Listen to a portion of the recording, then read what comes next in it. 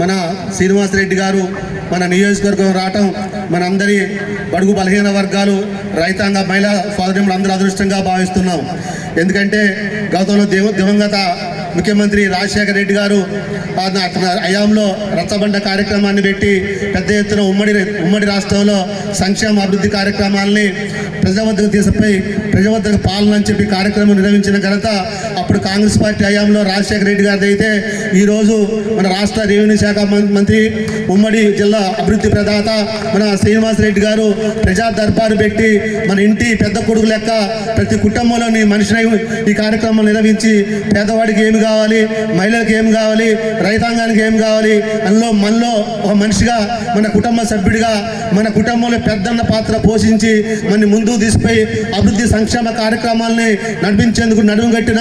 గౌరవనీయులు మన పొంగినేని శ్రీనివాస్ రెడ్డి గారికి మన పాలేరు నియోజకవర్గం తరఫున ప్రజానికం తరఫున ప్రత్యేక ధన్యవాదాలు తెలియజేస్తున్నాము. 119 నియోజకవర్గాల్లో ఎక్కలేని విధంగా పాలేరు నియోజకవర్గాన్ని తీర్చిదిద్దే దాంట్లో భాగంగా ఈ కార్యక్రమాన్ని చేస్తున్న మన మంత్రివర్యులకు సదా అందరం రుణపడి ఉండాలని చెప్పి కోరుకుంటూ మన ప్రేమ అనురాగాల్ని మంత్రి గారి మీద ఎల్లవేళ్ళ ఉంచాలని చెప్పి కోరుకుంటున్నాను. గతంలో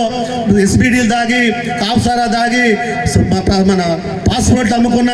మా నాయకులు తెలంగాణ సెంటిమెంట్ను అడ్డం పెట్టుకొని దేవత సోనియా గాంధీ గారు తెలంగాణని ఎంతో మంది ప్రాణదానం చేసి 1200 మంది బలి తీసుకుని మనసు చెల్లించి మన తెలంగాణని ఇస్తే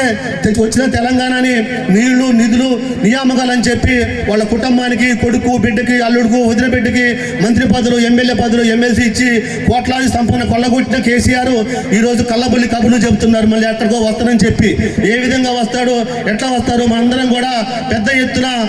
శ్రీనివాస్ రెడ్డి గారికి కాంగ్రెస్ పార్టీకి అండగా ఉండాలని చెప్పి నేను కోరుకుంటున్నాను. అదేవిధంగా ఇందిరమ్మ రాజ్యంలో ప్రజాపాలన ఏర్పడిన తర్వాత ఈరోజు పేద ప్రజానికి ఏం కావాలనో, మహిళలకు ఏం కావాలనో, అట్టడుగు వర్గాలకు ఏం కావాలనో, బడుగులకు ఏం కావాలనో, బలహీనులకు ఏం కావాలనో, రైతాంగానికి ఏం కావాలనో ఒక ప్రణాళికాబద్ధంగా ఈ ప్రభుత్వం ముందుకు పోతూ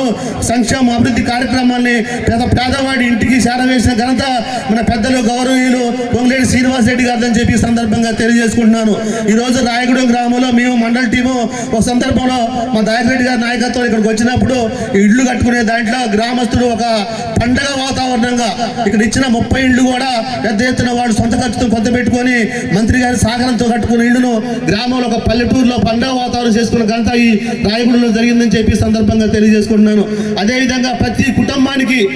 పేద కుటుంబానికి ఈ ప్రభుత్వం అండదండలతో ఉంటూ సంక్షేమ పథకాల్లో 200 యూనిట్లు కరెంటు కానివ్వండి, సన్న బియ్యం కానివ్వండి, రేషన్ కార్డులు కానివ్వండి, చెప్పుకుంటూ పోతే 30-40 సంక్షేమ పథకాలు ఈ ప్రభుత్వ హయాంలో కొనసాగుతున్నాయని చెప్పి సందర్భంగా తెలియజేస్తున్నారు. ఇంకా కొంతమంది ఇళ్ళు కావాల్సిన వాళ్ళు ఉన్నారు, పెన్షన్ రావాల్సిన వాళ్ళు. దానికోసమనే మన పెద్దలు గౌరవనీయులు శ్రీనివాస్ రెడ్డి గారు ప్రజల వద్దకు పాలన ప్రజా దర్బార్ అని చెప్పి వారి దగ్గర అర్జీలు తీసుకొని ప్రతి కుటుంబానికి సంక్షేమ పథకాలు అందాలని చెప్పి ఉద్దేశంతో